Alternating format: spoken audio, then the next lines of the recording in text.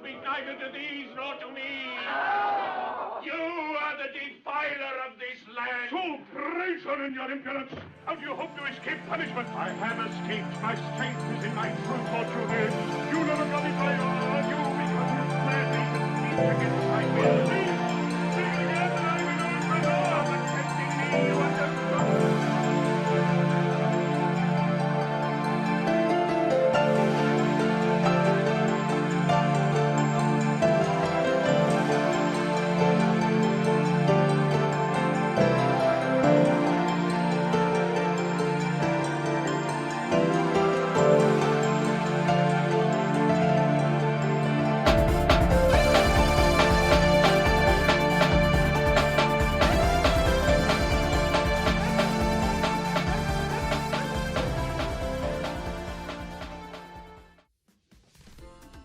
If one were to gather a group party and to read Oedipus Rex and they did not specify which publication to read from, they would likely be reading different translations that differ from their peers.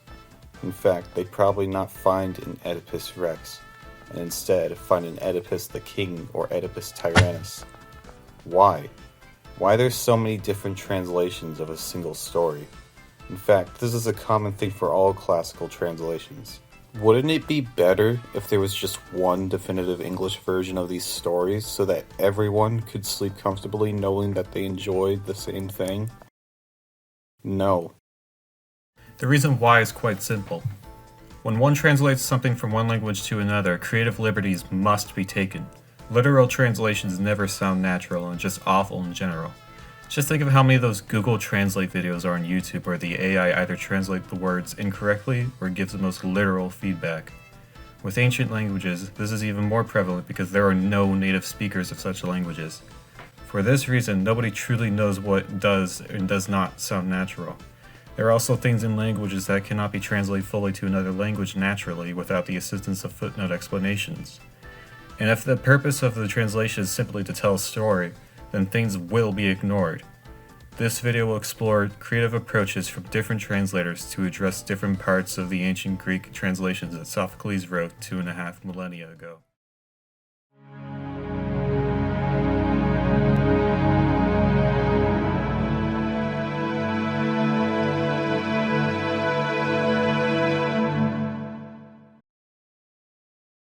Apollo, chase the god of death that leads no shouting men, bears no rattling shield, and yet consumes this form with pain. Famine takes what the plague spares, and all the crops are lost. If you read Shakespeare in high school, you most likely know what an iambic pentameter is, or you at the very least know that there's a rhythm to Shakespeare's plays. Sophocles also uses these vocal rhythms, which in the general case are referred to as choral odes. In Oedipus Rex, the most common one is the iambic trimeter. If you were a translator, the biggest challenge in your mind would be how to use choral odes or even implement them at all. The example shown in the 1957 William Shatner play takes creative liberties by making new lines of their own that don't directly correlate with the original translation, while at the same time keeping faithful to the themes and motifs of the original play. However, the Richard Jebb and Robert Bagg translations do not implement choral odes at all to keep faithful to the original translation. Bagg implements more natural speech while Jebb is more literal. Choral odes are used to set the mood in the setting, so their absence does leave an aspect of the story missing. Some translations more akin to people studying the language, such as the Finglas translation, do have footnotes about the use of choral odes. Still, I doubt anyone would first enjoy the story by reading translation notes instead of the full translation.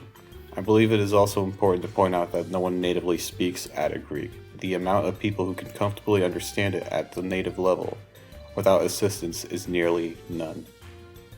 On a final note, I think it's important to state that one reason why translating the choral odes is so difficult is that Greek is a flexible language.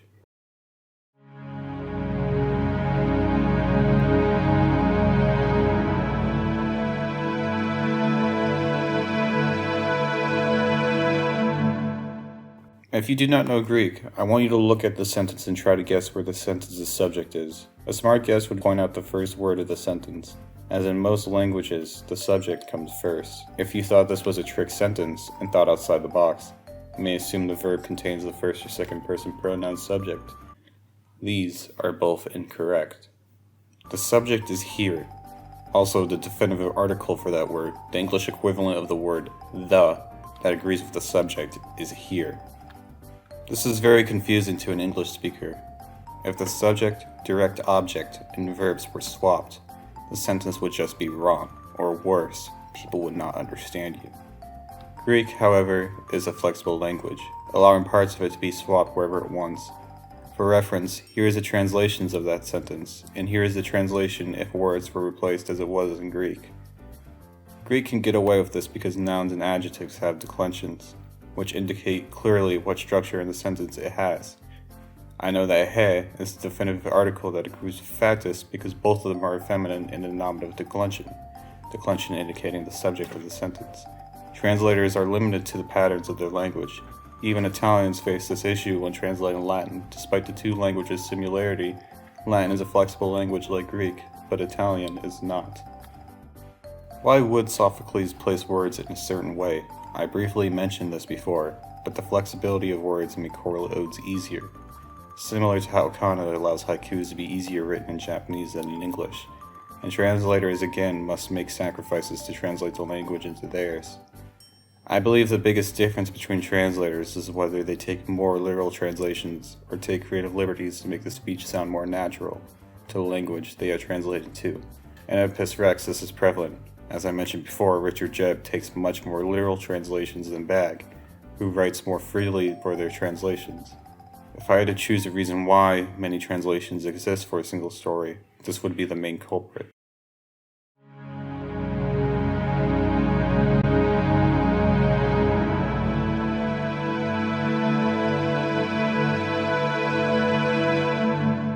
In the last few lines of Oedipus Rex, Oedipus in his darkest moments requests for Creon to place his hands upon him. Or maybe is it upon his daughters? There seems to be an inconsistency amongst translators of who requests as the pronoun se is referring to. Zuneson o gnae se salsis keri. Here are some translations of this passage. As you can see, the Richard Jebb translation disagrees with Robert Bagg's. However, why would I even need to ask this question in the first place? Was it not performed? Could you not see it with your own eyes? Oedipus Rex survived as a written script, and Sophocles' plays today are based on these scripts.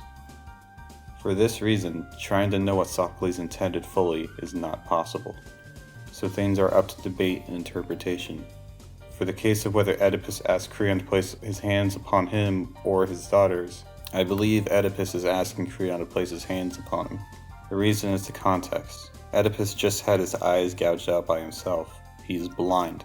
So him asking to use his sense of touch as he cannot see makes more sense than Creon to put his hands on his daughters.